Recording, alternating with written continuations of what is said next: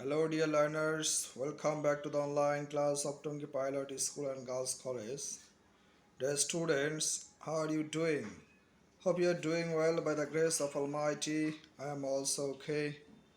Dear students, I have again appeared before you with a very important item from your first paper, from the textbook, Unit 3, Lesson 3B, International Mother Language Day, আন্তর্জাতিক মাতৃভাষা দিবস, International Mother Language Day. Okay, dear students, let's go to our textbook. 21st February is a memorable day in our national history. 21st February is a memorable day. 21শে ফেব্রুয়ারি একটি স্মরণীয় দিন। A memorable day মানে স্মরণীয় দিন in our national history, আমাদের জাতীয় জীবনে। National history অর্থাৎ জাতীয় জীবন, জাতীয় ইতিহাস, আমাদের জাতীয় ইতিহাসে এটি একটি স্মরণীয় দিন। উই অবজার্ভ দ্য ডে, আমরা দিনটাকে পালন করি। অবজার্ভ দ্য ডে, আমরা দিনটাকে পালন করি এভরি ইয়ার, প্রত্যেক বছর, as international mother language day, অর্থাৎ আন্তর্জাতিক মাতৃভাষা দিবস হিসাবে। ইন্টারন্যাশনাল মাদার ল্যাঙ্গুয়েজ ডে অর্থাৎ আন্তর্জাতিক মাতৃভাষা দিবস। The day is a national holiday, এই দিনটি একটি ছুটির দিন, জাতীয় ছুটির দিন। The day is a national holiday অর্থাৎ এটা একটি জাতীয়। This day, the day is a national holiday, এটা একটি জাতীয় ছুটির দিন। On this day we pay, এই দিনে আমরা কি করি? উই পে ট্রিবিউট, আমরা সম্মান প্রদর্শন করি, অথবা বলতে পারি কি এই দিনে আমরা সম্মান জানাই। উই পে ট্রিবিউট, কাদেরকে সম্মান জানাই? টু দ্য মার্টার্স, অর্থাৎ শহীদদেরকে। হু লেড ডাউন দেয়ার লাইফস, যারা তাদের জীবনকে উৎসর্গ করেছে। লে ডাউন মানে উৎসর্গ করা।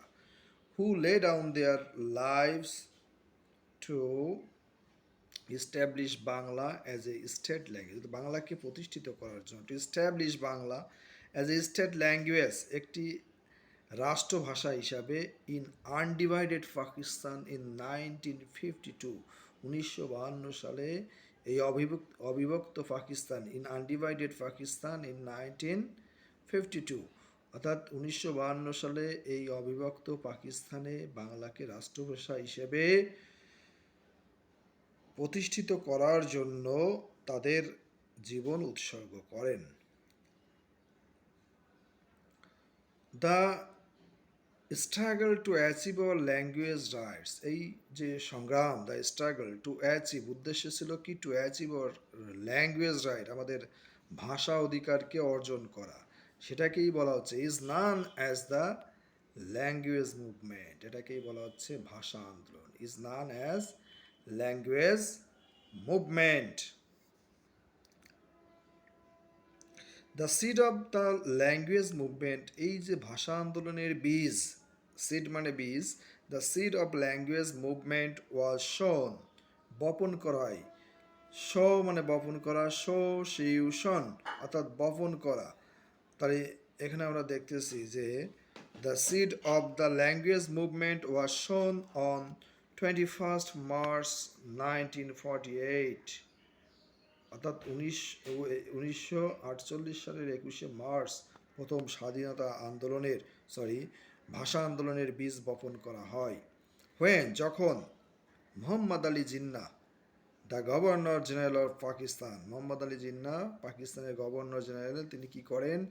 Declared in a public meeting, একটি জনসভায়, ইন ঢাকা, ঢাকাতে তিনি বলেন দ্যাট, যে উর্দু, তিনি ঘোষণা দেন, Urdu would be the only state language of Pakistan, উর্দুই হবে বাংলাদেশে পাকিস্তানের একমাত্র রাষ্ট্রভাষা। Urdu would be the only state language of Pakistan. The declaration raise a storm, এই যে ঘোষণা কি করে? একটি প্রতিবাদের ঝড় তোলে। রেইজ মানে তোলা, এ স্ট্রম অফ প্রোটেস্ট অর্থাৎ প্রতিবাদের একটি ঝড় তোলে in the eastern part of the country, দেশের পূর্বাঞ্চলে, in the eastern part of the country, মানে আমাদের বাংলাদেশে, in the eastern part of Bangla এই অফ দ্য কান্ট্রি, অর্থাৎ আমাদের এই পূর্ব বাংলায়। The protest continued non stop, এই অবিরাম, নন স্টপ না অবিরাম বোঝাচ্ছে, এখানে চলতে থাকে। দি প্রোটেস্ট, এই প্রতিবাদ অবিরাম চলতে থাকে।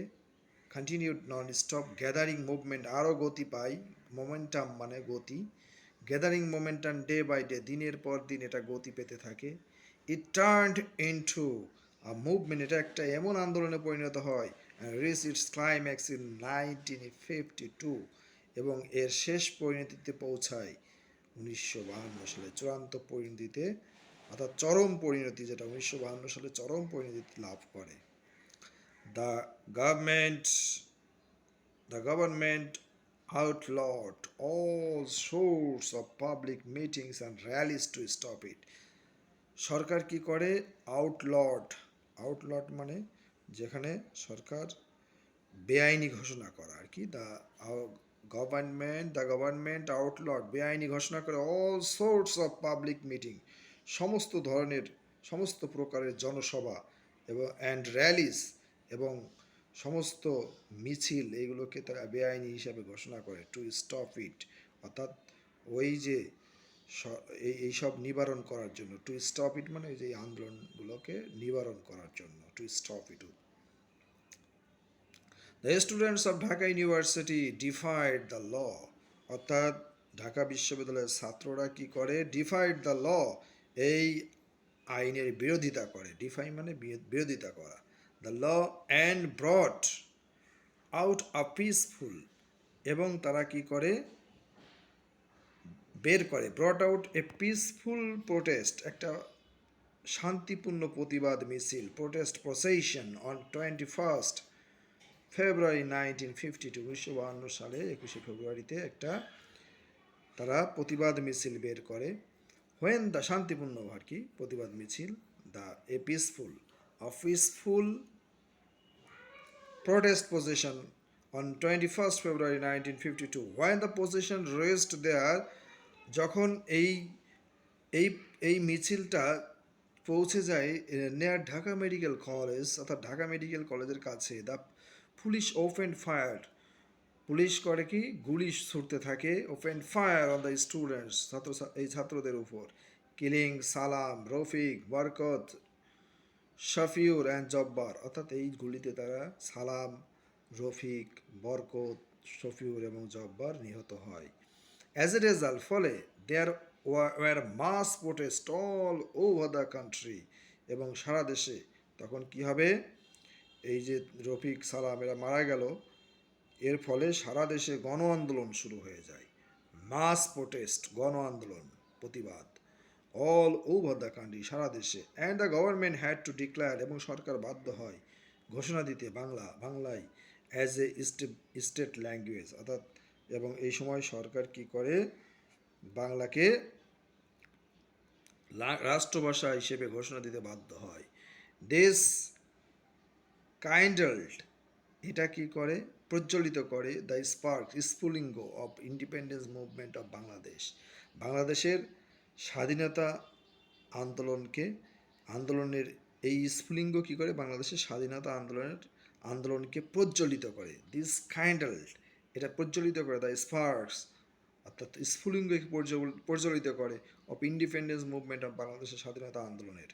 তাহলে এখানে আমরা বলতে পারি এই স্ফুলিঙ্গ বাংলাদেশের স্বাধীনতা সংগ্রামের আন্দোলনকে প্রজ্বলিত করে। তো যাই হোক, আমরা ইউনিট 3 লেসন 3B শেষ করলাম। International mother language day students, তোমরা এখান থেকে মাল্টিপল চয়েস WH কোশ্চেনগুলো ভালো করে ফেলবে, কারণ প্যাসেজটা বারবার পড়বে, মিনিমাম 5-7 বার পড়ে তোমাকে ধারণা নিতে হবে, এবং মাল্টিপল চয়েস এবং WH কোশ্চেনটা ভালো করে পড়লে, প্যাসেজ পড়ার পরে তারপর পড়তে হবে তোমাকে, তাহলে প্যাসেজটা ক্লিয়ার হয়ে যাবে। Okay dear students, let me finish here. Stay home and remain safe. Thank you everybody.